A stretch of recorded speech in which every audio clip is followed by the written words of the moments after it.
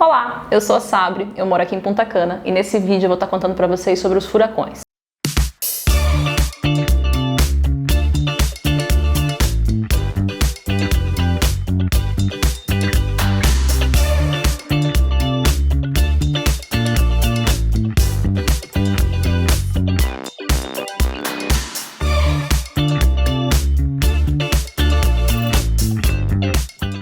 Então, pessoal, vamos lá, vamos falar um pouquinho sobre os furacões, mas deixa eu só falar mais uma coisinha para vocês. Quando vocês tiverem dúvidas sobre qualquer tema relacionado a hotéis, tours, todas as coisas que eu falo nesses vídeos do YouTube, deixem as perguntas de vocês aqui, eu respondo todo mundo. Às vezes eu demoro uma semaninha, mas eu respondo todo mundo. Se quiser me seguir no Instagram, me segue no Instagram também, porém lá no Instagram, meu Instagram é de foto, então ele tá mais voltado para casamentos, para ensaios fotográficos, para atender esse público. Quando é temporada alta, gente, eu não dou conta de responder mensagem por lá. Daí quem cuida do meu Instagram é uma outra pessoa que tá lá no Brasil e daí ela não sabe das dicas daqui. Se você tiver sorte ou tiver tempo, eu consigo responder, mas realmente aqui é mais efetivo a comunicação entre a gente, tá? Mas vamos lá, vamos parar de enrolar, deixa eu explicar pra vocês a respeito dos furacões, né? Eu sei que para quem mora no Brasil e nunca esteve em contato com essa situação, parece algo muito assustador. Talvez a gente tenha que entender bem como tudo funciona, então vou começar desde o começo, tá? Aqui é uma zona que tem muito, realmente, furacões, porque a gente está localizado num lugar muito estratégico. Então, por exemplo, o calor que vem lá da África, dos desertos, no verão, que agora é verão, a gente está em agosto, né? Eles vêm pelo Oceano Atlântico, e quando eles se encontram com toda essa umidade que tem nessa parte entre a África e a gente, se juntam e formam um furacão. Eu não sei explicar com termos técnicos, tá? Mas é mais ou menos isso. E aí o que acontece? A gente fica sabendo dos furacões uns 3 ou 4 dias antes. Se ele se forma aqui pertinho, é até melhor porque ele não tem tanta força, mas às vezes ele tá vindo desde lá da África, né? Se formando e quando chega aqui, ele chega com muita força. Então, o que acontece? Primeira coisa que a gente tem que fazer é olhar a rota e olhar a categoria, porque os furacões, eles vão da categoria 1 a 5. A 1 é mais suave, a 5 é mais forte. Mas tem algumas outras situações, não é só a categoria, porque às vezes a categoria é 5, mas o olho do furacão vai passar pelo mar, então a gente vai pegar só as bordas do furacão. Mas às vezes ele é categoria 1 e ele dá de cheio na gente, então assim, tem que ter esses dois critérios, que é categoria e direção. Existem algumas páginas online que você consegue olhar e ver a direção que ele está indo, inclusive você consegue colocar um play e ver a trajetória dele no decorrer dos dias, né? Então a gente vai analisando muito isso para poder ver que providências tomar. Eu vou falar primeiro de nós que vivemos aqui, depois eu vou falar dos turistas, né? Então quando a gente fica sabendo que vai ter furacão, a primeira coisa que a gente faz é ir no mercado. Vai no mercado, compra comida e principalmente comida que a gente possa comer caso não tenha luz, porque aqui 5 minutos de chuva acaba a luz, então, e se inunda tudo. Então imagina quando passa um furacão, acaba a luz por todos os lados e a gente precisa ter o que comer e comprar garrafões de água, né? Velas e esperar, né? Estar preparado. Casas de material, casas que são de concreto, quase sempre estão seguras.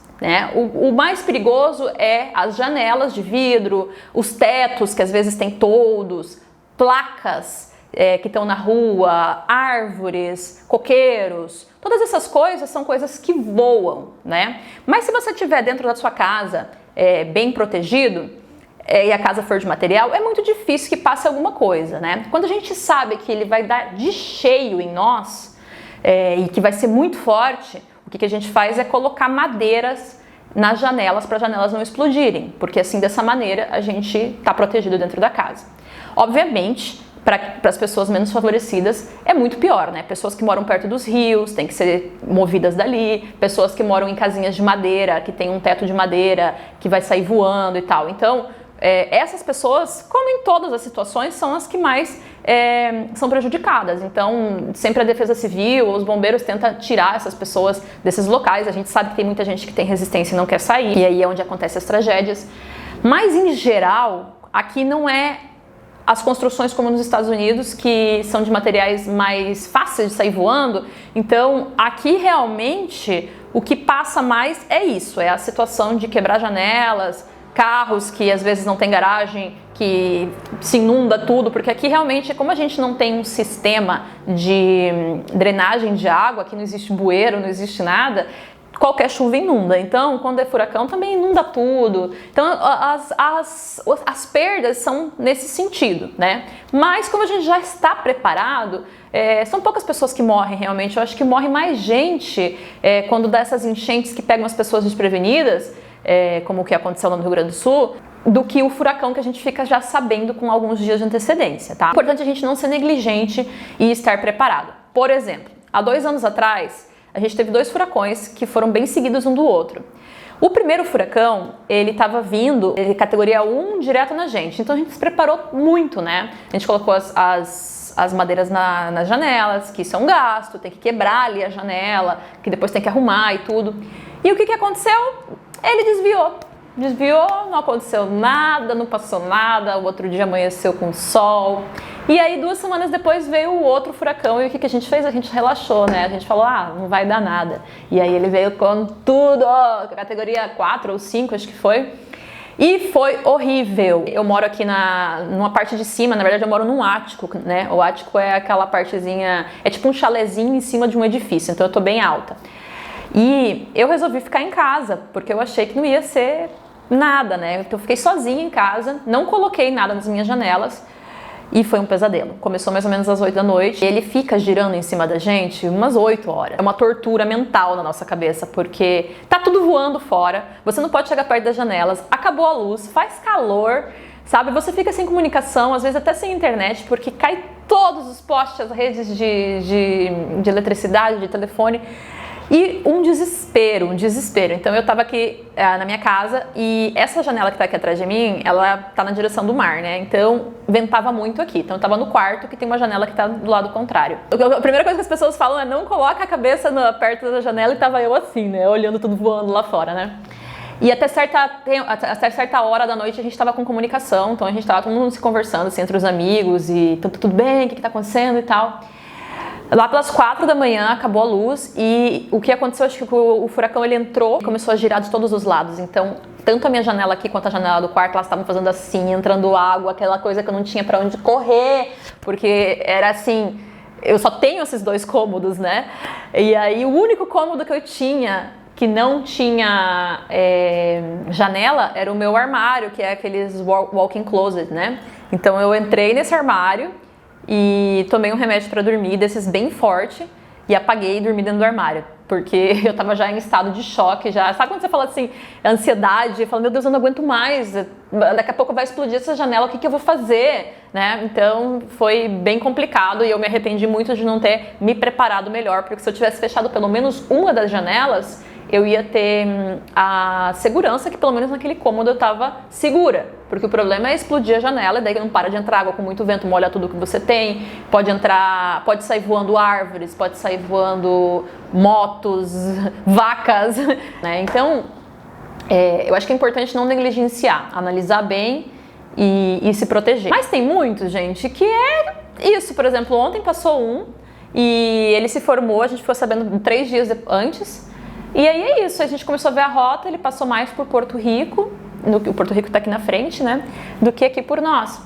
Então, é ir analisando, colocando atenção e tomando esses cuidados necessários, né, porque às vezes pode ser muito forte como não. Por exemplo, esse que eu tô contando pra vocês, que eu passei mal aqui, que eu achei ruim, Porto Rico ficou sem luz por 6 meses. Vocês conseguem imaginar? Caiu toda a rede elétrica deles, que eles ficaram 6 meses sem luz. E também teve um outro há anos atrás, que Barbados, que é uma outra ilha que está aqui do lado, ficou incomunicada por 12 horas. A gente não sabia se esse povo estava todo morto ou se só tinha acontecido alguma coisa com a eletricidade e tal. Depois de 12 horas, eles conseguiram mandar um ok, que eles estão bem. Então é uma situação assim muito estressante, né?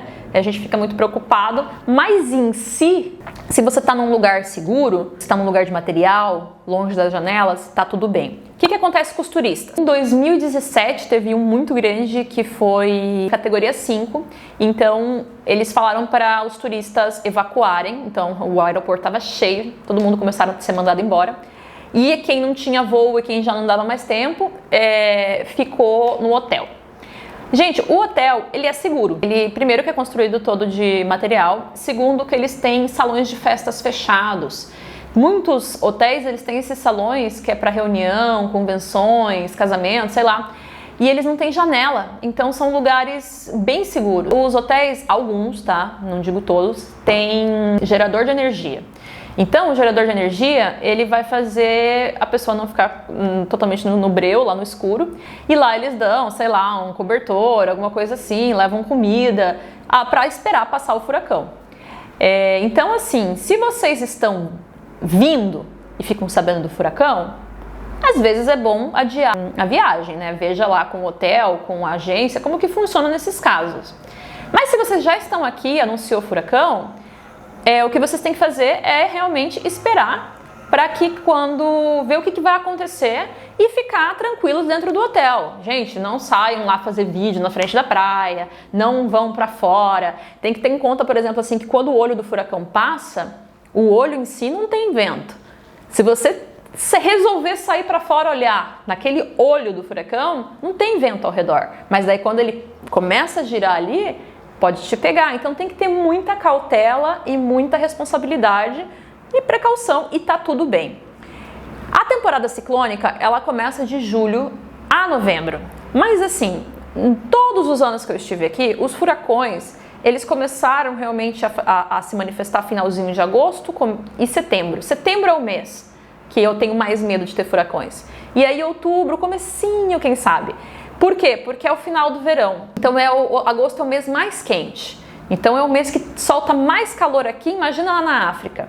Então, quando se junta esse calor aqui dos trópicos e a umidade, acontece isso, tá? Então, realmente, se você me perguntar qual é a data que você acha que tem que evitar para não ter furacão, eu diria setembro. Porém, todavia, entretanto, pode passar de ser antes, como esse ano passou um já em julho e passou um em agosto. Não tem como prever, tá? Mas o que eu quero deixar claro para vocês é que às vezes vocês podem vir em setembro e ser um mês lindo, nem chover, sabe? É uma questão de sorte. Ano passado não passou nenhum furacão, mas já em 2022 passaram 2 fortes. Então, não tem como saber, gente. Então, realmente, quer evitar? Evita setembro. Mas também não é garantia, tá? Que vai ter. E se tiver, é só tomar esses cuidados. Por exemplo, ontem passou o furacão, a gente teve um dia de chuva e hoje já tem sol. Ele se moveu, já temos sol. Então, não significa que se você vir em setembro, em agosto, você vai estar pegando chuva todo o tempo. O vento lá fora tá tão forte por causa do furacão. Meu Deus, a cadeira mexendo sozinha. Bom, mas o furacão não é de tudo uma coisa ruim, porque ele ajuda a esfriar um pouco as águas e também, quando tem sargaço, ajuda a levar bastante o sargaço. Então, normalmente, depois de setembro, as praias estão mais limpas, está mais fresco, o clima começa a esfriar um pouco mais. Então, acho que a natureza é sábia e ela sabe como se esfriar, o que fazer. A gente tem que se adaptar a ela, né? E buscar as melhores maneiras de conviver, né? Então, gente, basicamente é isso. Se querem tentar evitar um mês, seria setembro. Mas também não significa que nesse mês vai ter furacão, ou que significa que você vai vir e não vai aproveitar, tá? Espero ter ajudado vocês com esse vídeo. Dá like aqui pra mim, segue, subscreve nesse canal, porque eu preciso fazer esse canal agora crescer para poder desativar o outro, tá? Manda esse vídeo pra alguém que você conhece, que você sabe que vai vir pra cá. Qualquer dúvida, escreve aqui que eu com prazer respondo pra vocês, tá bom? Um abraço, muito obrigado. Me segue lá no meu Instagram também pra acompanhar meus trabalhos e quem se animar a fazer fotos aqui comigo, tá bom? Um abração pra vocês, pessoal. Até a próxima!